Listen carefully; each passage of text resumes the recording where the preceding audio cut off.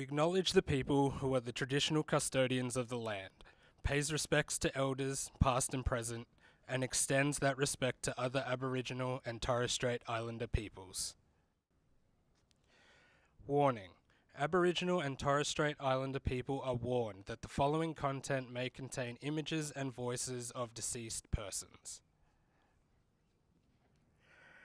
In 1880, the colonists believed that with them living there now, the First Peoples population would just simply die out. When this proved not to be the case, a new era of policy emerged.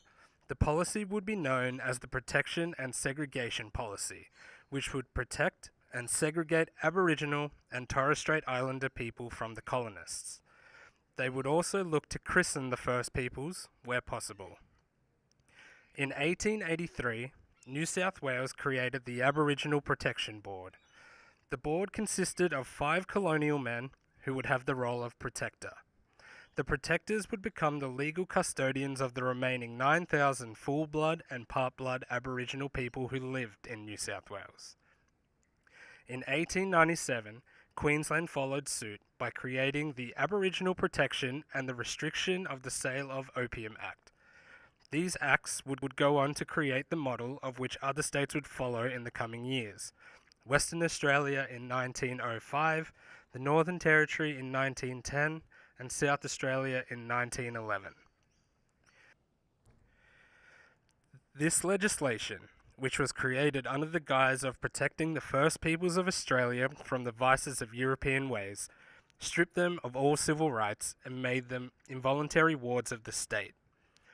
They were forcibly removed from their traditional homelands and were placed in geographically isolated missions and reserves to work as labour for white employers.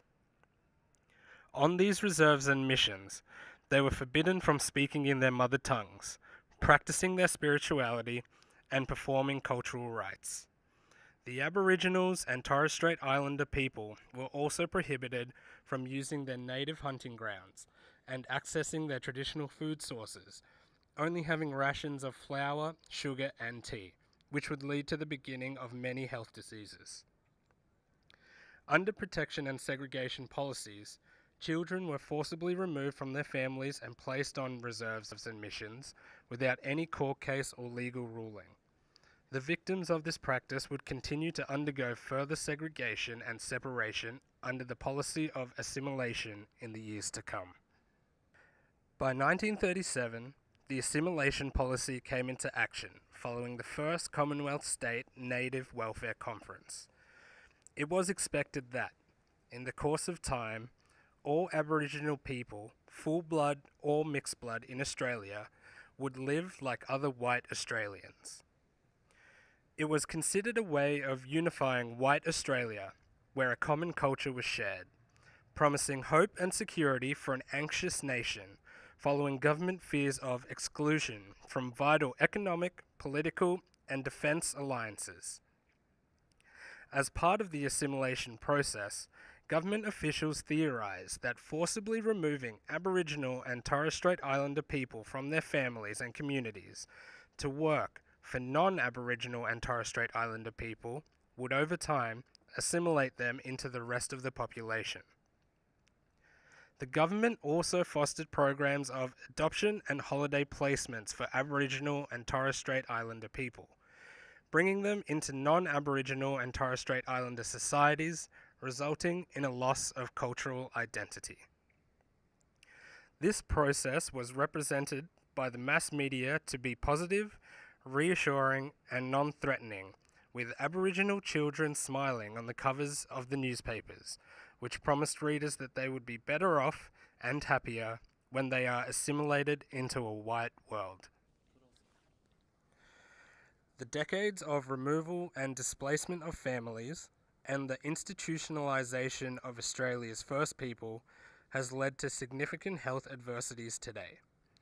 A loss of traditional way of life, land, and resources, marginalisation, poverty, being subject to racism, and intergenerational trauma as a result of these policies are considered as causes for the subsequent increase in mental health and other health issues that plague Aboriginal and Torres Strait Islander people to this day. In particular, First Peoples women continue to experience reproductive health issues as they continue to experience fear and suspicion in relation to government-run family services.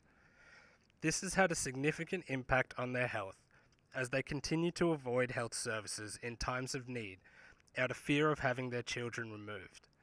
This prevents both the mother and child from gaining treatment when possibly needed. Transgenerational trauma and stress experienced in utero as a result of these policies has further been associated with behavioral problems in young children, exacerbating difficulties experienced in mother-child relationships. The quality of a child's early environment and the strength of the relationship with their mother plays an important role in the child's psychological development. The ability for an Aboriginal mother to maintain a secure attachment to her child may be challenged as a result of the transgenerational trauma and ongoing stress, which can essentially lead to depression and anxiety. The Bringing Them Home report states that the removal and disruption of the strong family and community bonds is believed to be the most significant factor in emotional and health problems for First Peoples today, as it initiated a cycle of trauma and marginalisation. The intended aim to isolate, segregate, and remove Aboriginal and Torres Strait Islander people linked to the development of their personal identity and sense of self. The children being removed were deprived of knowledge of the source of their existence, whereby their sense of being was destroyed. Children removed from their families and their lands were also deprived of the education of survival and the knowledge that they and the land are connected, that they know not of their beginnings, of their cultures, or of how to survive. Institutions, missions, reserves, and non-Aboriginal homes replaced family, culture, practices, and rights. This is shown to impact poorly on First Peoples' psychological health today, as Aboriginal elders in the Northern Territory say that a loss of cultural identity is one of the main reasons for rising Aboriginal youth suicides. Statistics have shown that First Peoples are 1.3 times more likely to report mental health and 1.2 times as likely to have used substances to cope. Young Aboriginal men in Australia are also 4 times more likely to commit suicide than non-Aboriginal men.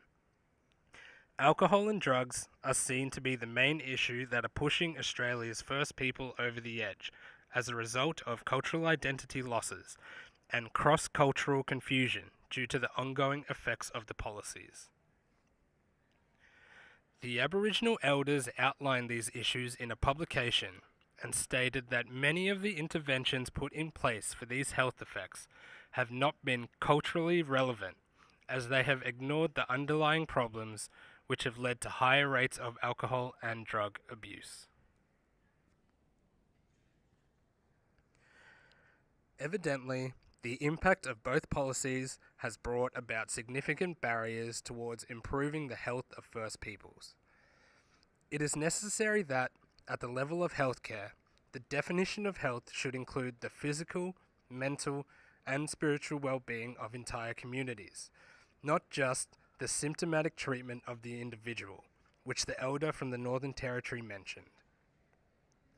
Western biomedical models of health, with the predominant focus on diagnosis, treatment, and prevention, have the effect of reducing First Peoples' identity to a series of health problems that need fixing. This mindset essentially disconnects their identities in a manner similar to the oppressive policies mentioned. The dominance of the biomedical model factors on a platform of personal responsibility, which reinforces and perpetuates prejudice and racism. Racism is a barrier to the development of trustful and respectful relationships between individual health professionals and healthcare facilities. A loss of trust between First Peoples and health facilities and professionals has shown to be a consequence of being a victim to racism. Much of this mistrust may lead to a reluctance to attend mainstream health services, thus presenting late for medical problems or not presenting at all. To understand and treat First Peoples health in a trustful and respectful way, healthcare facilities and individual professionals need to have a holistic understanding of the physical, social, mental, and spiritual well-being of entire communities.